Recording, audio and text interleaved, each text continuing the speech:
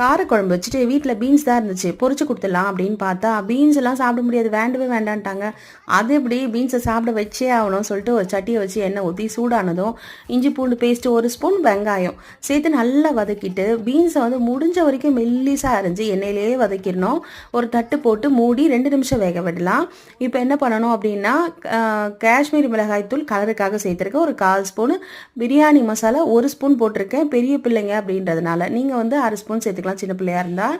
கறி மசால் பொடி 1/4 ஸ்பூனு, உப்பு தேவையான அளவு, வெறும் மிளகாய்த்தூள் ஒரு 1/4 ஸ்பூன் எல்லாத்தையும் போட்டு நல்லா பச்சை வாசனை போகிற அளவுக்கு நல்லா வதக்கிடுங்க. வதக்கிட்டு நம்ம சாதம் வடித்து ஆற வச்சுருக்கோம் இல்லையா, அதையும் சேர்த்து கொத்தமல்லி தூவி நல்லா கலந்து விட்டுருங்க. கலந்து விட்டுட்டு ஆனியன் ரைத்தா அப்படி இல்லைன்னா டொமேட்டோ சாஸ் இதை வச்சு கொடுத்தோம்னா அப்படியே அள்ளி சாப்பிட்ருவாங்க. சூப்பராக லஞ்ச் பாக்ஸும் காலியாக வரும். ட்ரை பண்ணி பாருங்கள். இன்றைக்கி அதான் லஞ்சு கொடுத்தேன். நம்ம வீடியோ பிடிச்சா லைக் பண்ணுங்கள், ஷேர் பண்ணுங்கள், சப்ஸ்கிரைப் பண்ணுங்கள்.